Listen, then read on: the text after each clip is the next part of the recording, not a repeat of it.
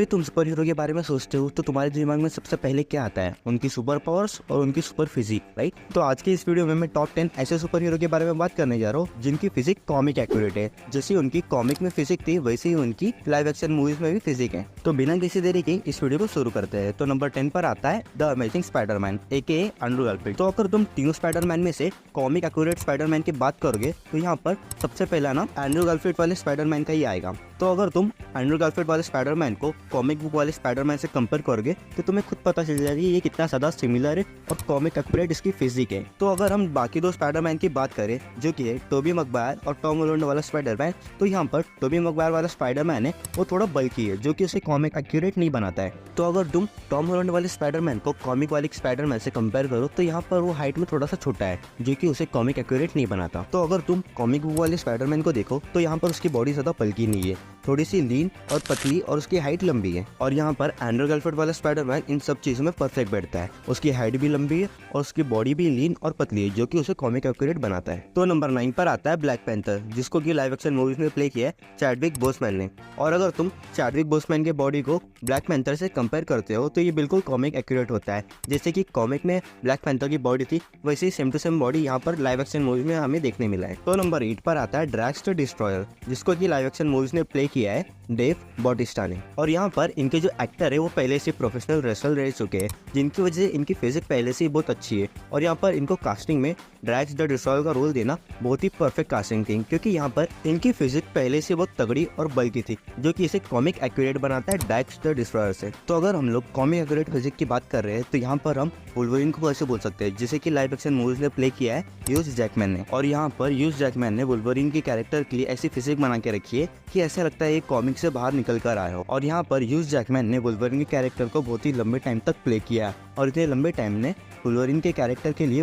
बहुत ही तगड़ी और कॉमिक एक्यूरेट फिजिक मेंटेन रखी है हर एक मूवीज में। तो इसके बाद आती है वो जिसे देख के हल्क कभी खड़ा हो जाता है, I mean छोटा हो जाता है, मेरा मतलब जिसे देख के हल्क अपने नॉर्मल फॉर्म में आ जाता है, जो कि है ब्लैक विडो। और ब्लैक विडो के कैरेक्टर को लाइव एक्शन मूवीज में प्ले किया है स्कारलेट जोहानसन ने। और यहाँ पर स्कारलेट जोहानसन की जो बॉडी है वो नेचुरली कॉमिक एक्यूरेट भी लगती है, क्योंकि यहाँ पर अगर तुम कॉमिक में ब्लैक विडो को देखोगे तो उसकी बॉडी ज्यादा बल्की या मसल अप नहीं है, एकदम लीन और पतली और एकदम फेमिनिज्म वाली है। और इसीलिए स्कारलेट जोहानसन की जो फिजिक है वो इसे कॉमिक एक्यूरेट बनाती है और उसको कॉस्ट्यूम डिजाइन किए जाए वो उसे और भी ज्यादा कॉमिक एक्यूरेट बनाने में हेल्प करती है। तो नंबर 5 पर आता है वो जो है लड़कियों का प्यारा और कैप्टन हमारा AKA कैप्टन अमेरिका, जिसे कि लाइव एक्शन मूवीज ने प्ले किया है क्रिस एवंस ने। तो जब क्रिस एवंस हमें सबसे पहली बार Captain America the First Avenger movie में दिखे थे तभी से ही इनकी जो फिजिक है वो कॉमिक एक्यूरेट रही है। और ये फिजिक बनाने के लिए क्रिस एवंस ने यहाँ पर बहुत मेहनत की है, अपने फिजिक को बहुत ही बल्कअप किया ताकि वो कॉमिक एक्यूरेट फिजिक से मैच कर सके, जैसे कि कॉमिक एक्यूरेट में कैप्टन अमेरिका की फिजिक थी वैसे ही। तो नंबर 4 पर आता है वो जो कि बिजली का देवता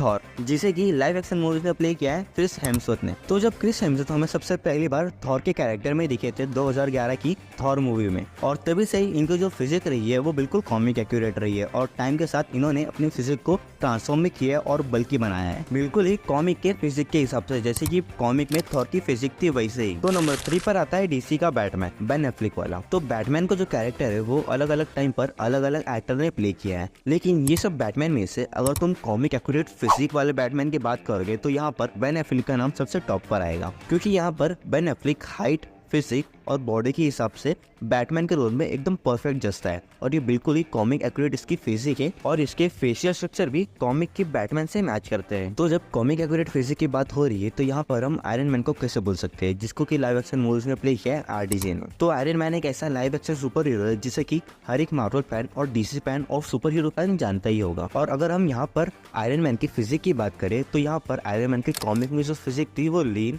पतली सी और एकदम स्लिम ट्रिम फिजिक थी। और यही सेम फिजिक हमें लाइव एक्शन मूवीज में RDJ में भी देखने मिला है, क्योंकि RDJ की बॉडी ज्यादा बल्की नहीं है, वो भी यही सेम कॉमिक एक्यूरेट फिजिक फॉलो करता है। तो नंबर 1 पर आता है वो सुपर हीरो जिसे कि हर बच्चा जानता है, जो कि सुपरमैन। लेकिन मैं जेम्स गन के सुपरमैन की बात नहीं कर रहा हूँ, मैं वो सुपरमैन की बात कर रहा हूँ जो कि हमें मैन ऑफ स्टील में जैक स्नाइडर की मूवी में देखने मिला था, जिसे कि लाइव एक्शन मूवीज ने प्ले किया था हेनरी कैविल ने। और यहाँ पर हेनरी कैविल ने सुपरमैन के लिए ऐसी बॉडी बना के रखी है जैसे कि लगता है वही सुपरमैन हो जो कि रियल लाइफ में प्ले कर रहा है। तो हेनरी कैविल का जो सुपरमैन है वो अब तक का मोस्ट रियलिस्टिक और मोस्ट कॉमिक एक्यूरेट सुपरमैन। तो अगर हम सुपरमैन की फिजिक की बात करें तो जैसे सुपरमैन हमें कॉमिक्स में देखने को मिला है वैसे ही सेम लाइव एक्शन में भी देखने को मिला है। जैसा कि हम सुपरमैन को कॉमिक में देखते हैं, उसकी बल्कि फिजिक, उसके तगड़े बाइसेप्स और उसकी लंबी हाइट, वैसे सेम यहाँ पर हेनरी कैविल ने लाइव एक्शन मूवीज ने भी पोर्ट्रे किया है। और इसीलिए अगर तुम कभी भी सुपरमैन के कैरेक्टर को याद करते हो तो तुम्हारे दिमाग में सबसे पहले चेहरा हेनरी कैविल का आएगा, ना कि कोई दूसरे एक्टर का। तो आपको मेरी ये वीडियो कैसी लगी मुझे कमेंट करके जरूर बताना, क्योंकि आपके हर एक कमेंट से मुझे बहुत मोटिवेशन मिलता है।